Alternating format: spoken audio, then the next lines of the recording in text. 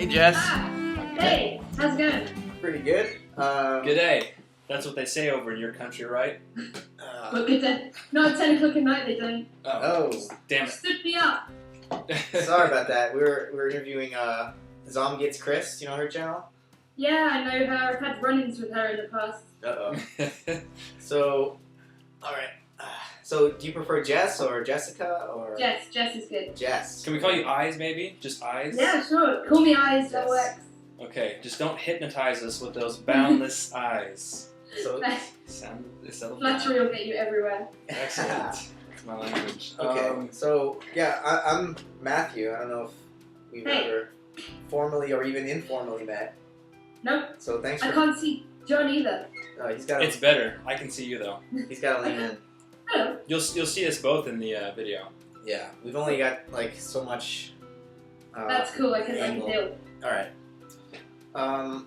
So yeah, we were just watching one of your videos. I'm not sure if it was how recent it was. I think it was the most recent one. It was Oh, was dealing it? on the whole ambiguity of gender and Sex, sex. gender, Yes. and sex. And there's a difference. Obviously, I mean, you described gender as sort of that the way you mentally identify with either femininity or masculinity, regardless of your biological sex, right? Yes. And then sex would be biological. Yeah. I was wondering, Eyes, if you could give us some qualities that you might identify as masculine and some that you might identify as feminine, and then maybe from that we can kind of get a better picture of how you see these ideologies or these concepts of masculine and feminine as these things that can take place in root in actual physical bodies that transcend bodies in a sense. So can you give us that? Well, that's a million-dollar question, really, because Yes. I wouldn't consider any attributes really to be inherently masculine or feminine. Okay. What I mean to say when I say that, if you identify with femininity or masculinity is kind of which social construct of masculinity or femininity you identify with.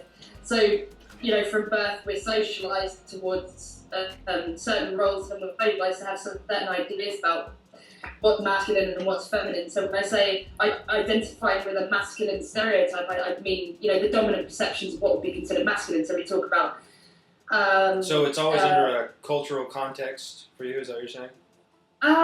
Yeah, I think I would. I mean, when I'm talking about gender specifically, I mean, if we're talking about sex, it's slightly more complicated. But if you're asking me what in terms of gender is masculine and feminine, it would be very related to a kind of socialized construct.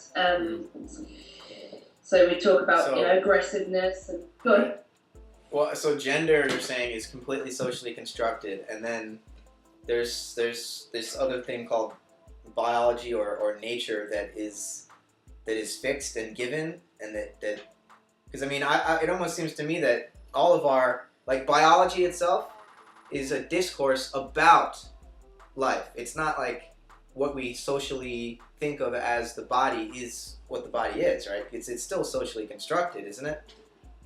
Well, I would say that there are going to be differences caused by hormonal balances, prevalence of testosterone or estrogen and progesterone, and that it would be ignorant of me to completely overlook a kind of evolutionary role for those hormones, and it makes sense for us to have certain instincts. Mm-hmm. But you asked me specifically about gender, and I think that gender is a construct of the mind, and of course the mind is affected by hormonal balances. Yes. But I think that in a large part, a lot of what we would think of as quite naturally masculine or naturally feminine, we've learned from birth, from the expectations of others around us, from the media, from yes. Right. Well, even from biology, I would say, because science is still a cultural activity, right? Yeah, that's an interesting way to look at it.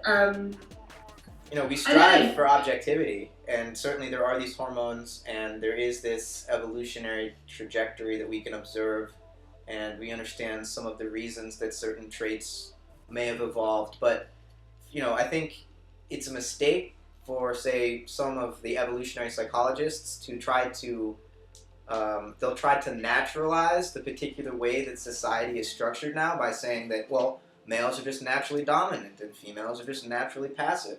And absolutely, that's and they have a complete tendency to overlook the differences within sexes themselves. You know, you can find women with very high levels of testosterone. I think there were studies to show that women in a prison in London have much higher levels of testosterone than women on the street. I know there are also studies to show that female police officers have much higher levels of testosterone than average women. Right. And I think, you know, we try to look at people as you're a woman, so you are these things, and we completely overlook the differences between women or the differences between men. It's not true to say that all men are going to be a very dominant, aggressive personality type, you know? That's right. I mean, yeah, you talk about the biology affecting the psychology, in a sense, and they're kind of reciprocals of both psychology affects back and forth kind of thing.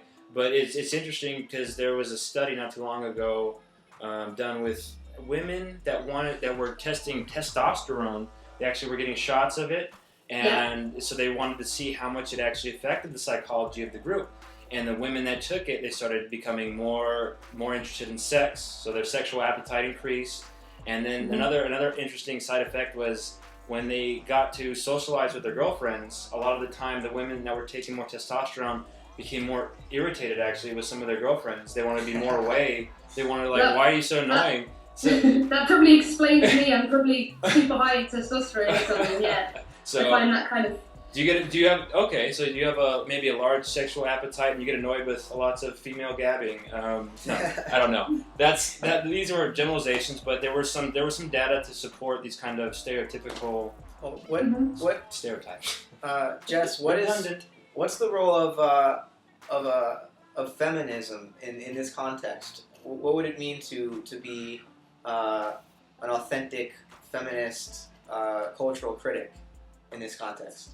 I'm having trouble seeing how feminism would relate to this at all. I think we're talking about feminism is an ideology. It's something that you apply.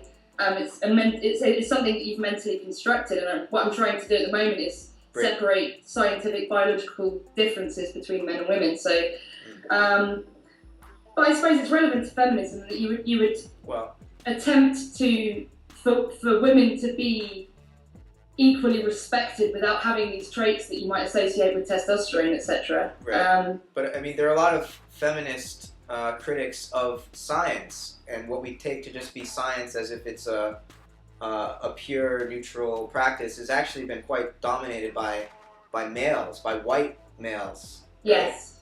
So, privilege. If your hypotheses are all formulated from a kind of white patriarchal perspective, you're going to expect to find a lot more studies supporting things in that area. I think evolutionary psychology has not done much for feminism. It hasn't done much good for feminism. No. And I think that it's taken so much of the time as a kind of set in stone prison. I mean, I know that a lot of feminists talk about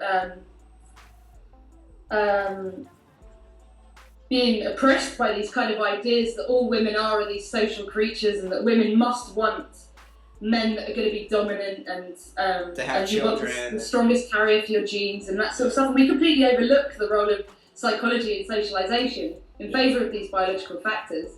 When I say we, I mean people, not feminists. Yeah. It's an interesting area, really.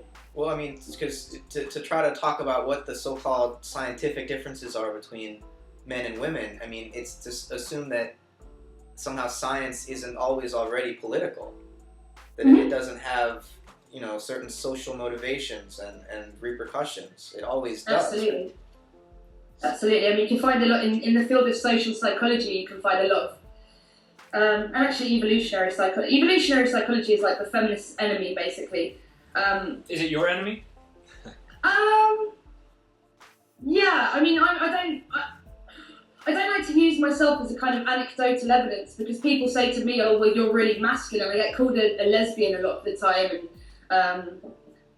and maybe I am. Maybe I'm not. Maybe I'm not an average woman. Maybe I do have high levels of testosterone. Maybe I'm not as female as some other people. But I know I'm only 23 years old, but I personally feel no drive whatsoever to have children or to, I don't feel like I need. That I might keep be. losing my trains of thought. It's That's not terrible. so bad considering the overpopulation issue, which gets brought up a lot.